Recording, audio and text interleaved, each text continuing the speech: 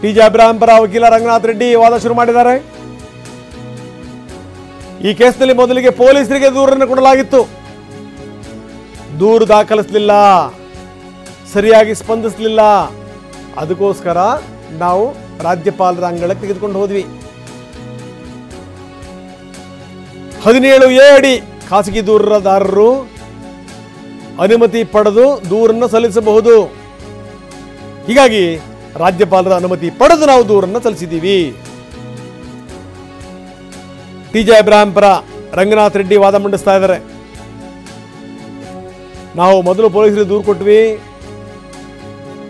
ದೂರು ದಾಖಲಿಸಲಿಲ್ಲ, ರಾಜ್ಯಪಾಲರ ಅನುಮತಿ ಕೇಳಲಾಯಿತು. ಡಾಕ್ಟರ್ ಅಶೋಕ್ ಪ್ರಕರಣದಲ್ಲಿ ಹೈಕೋರ್ಟ್ ತೀರ್ಪು ನೀಡಿದೆ. ಈ ವಿಚಾರಕ್ಕೆ ಸಂಬಂಧಪಟ್ಟಂಗೆ 17A ಅಡಿನಲ್ಲಿ ಖಾಸಗಿ ದೂರುದಾರರು ಅನುಮತಿ ಪಡೆಯಬಹುದು ಕೇಸನ್ನು ದಾಖಲಿಸಲಿಕ್ಕೆ. ಹೀಗಾಗಿ ರಾಜ್ಯಪಾಲರ ಅನುಮತಿಯನ್ನು ಪಡೆದು ನಾವು ದೂರನ್ನು ದಾಖಲಿಸಿದ್ವಿ.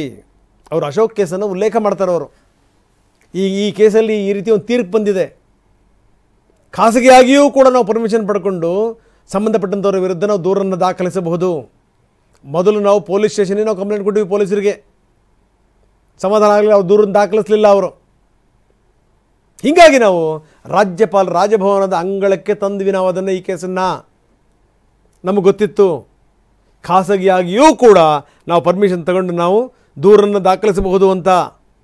ಅದರ ಆಧಾರದ ಮೇಲೆ ನಾವು ದೂರನ್ನು ದಾಖಲಿಸಿದ್ವಿ ಅಂತ ಈಗ ಅವರದು ವಾದ ಶುರುವಾಗಿದೆ. ಟಿ.ಜೆ. ಅಬ್ರಾಹಂ ಪರ ವಕೀಲ ರಂಗನಾಥ್ ರೆಡ್ಡಿ ವಾದವನ್ನು ಮಂಡಿಸ್ತಾ ಇದ್ದಾರೆ. ಹೀಗಾಗಿ ರಾಜ್ಯಪಾಲರ ಅನುಮತಿಯನ್ನು ಪಡೆದು ನಾವು ದೂರನ್ನು ದಾಖಲಿಸಿದ್ವಿ. ಇದು ಸಂಗತಿ. ಯಾಕಂದರೆ ಇದರ ಪ್ರಮುಖವಾದಂಥ ಪಾತ್ರಧಾರಿಗಳೊಂದು ಇವರನ್ನೇ ಟಿ.ಜೆ. ಅಬ್ರಾಹಂ. ಎಲ್ಲ ವಿವರಗಳನ್ನು ಅವರು ಇದು ಮಾಡಿದ್ದು, ಸ್ಟೇಷನಿಗೆ ಕಂಪ್ಲೇಂಟ್ ಕೊಟ್ಟಿದ್ದು, ಕಂಪ್ಲೇಂಟ್ ಕೊಟ್ಟಾದ ಮೇಲೆ ಅದನ್ನು ರಾಜ್ಯಪಾಲರಿಗೆ ತಗೊಂಡೋಗಿದ್ದು, ರಾಜ್ಯಪಾಲರಿಗೆ ಕೊಟ್ಟಿದ್ದು. ಮತ್ತೊಂದು ಸರಿ ರಾಜ್ಯಪಾಲರು ಇವ್ರನ್ನ ಯಾವಾಗ ಕರೆಸಿದ್ರಲ್ಲ, ಇವ್ರನ್ನ ಮತ್ತು ಸ್ನೇಹಮಯಿ ಕೃಷ್ಣ ಅವ್ರನ್ನ, ಆವಾಗಲೇ ಎಲ್ಲೋ ಕಡೆ ಇದಕ್ಕೆ ಸಂಬಂಧಪಟ್ಟಂಗೆ ಒಂದು ರೂಪ ಪಡ್ಕೊಳ್ತಾ ಇದೆ ಅನ್ನುವಂಥದ್ದು ಸ್ಪಷ್ಟ ಮಾಹಿತಿ ನಮಗಿತ್ತು. ಹಾಗಾಗಿ ಅದಾದ ನಂತರದ ಬೆಳವಣಿಗೆಗಳು, ರಾಜ್ಯಪಾಲರು ಒಂದಷ್ಟು ದಿವಸ ರಜಕ್ಕೆ ಹೋದರು, ಊರಿಗೆ ಹೋಗಿದ್ದರು. ಇವರೇನು ಅಂದ್ಕೊಂಡ್ರು ಅಂತಂದರೆ, ರಾಜ್ಯಪಾಲರು ಹೋದರು, ಇನ್ನೇನು ಮುಗಿತು ಬಿಡಿ, ಅವರು ಕೂಡ ಏನಂದರೆ ತೊಳಲಾಟದಲ್ಲಿದ್ದಾರೆ, ಇದನ್ನು ಎಷ್ಟರ ಮಟ್ಟಿಗೆ ಪರಿಗಣಿಸಬೇಕು, ಪರಿಗಣಿಸಬಾರದು ಅನ್ನೋದ್ರ ಬಗ್ಗೆ ಕಾದು ನೋಡುವಂಥ ತಂತ್ರಕ್ಕೆ ಬಂದಿದ್ದಾರೆ. ಸಂಬಂಧಪಟ್ಟಂಥ ವಕೀಲರ ಜೊತೆ ಚರ್ಚೆ ಮಾಡ್ತಾ ಇದ್ದಾರೆ ರಾಜ್ಯಪಾಲರು. ಇವೆಲ್ಲ ವಿಚಾರಗಳಿದ್ವಲ್ಲ, ಇದೆಲ್ಲ ವಿಚಾರಗಳಾದ ಮೇಲೆ ವಾಪಸ್ ಬಂದ್ರಲ್ಲ ರಾಜ್ಯಪಾಲರು. ಅಲ್ಲಿಂದ ಈ ಪ್ರಕರಣದ ದಿಕ್ಕೇ ಬದಲಾಗಿ ಹೋಯಿತು. ಪ್ರಾಸಿಕ್ಯೂಷನ್ಗೆ ಅನುಮತಿ ಕೊಟ್ಟಾಯಿತು.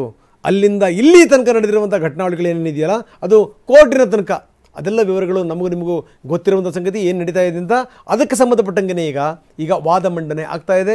ಈಗ ಟಿ.ಜೆ. ಅಬ್ರಾಹಂ ಪರವಾಗಿರುವಂಥ ವಕೀಲರು ರಂಗನಾಥ್ ರೆಡ್ಡಿ ವಾದವನ್ನು ಮಂಡಿಸ್ತಾ ಇದ್ದಾರೆ.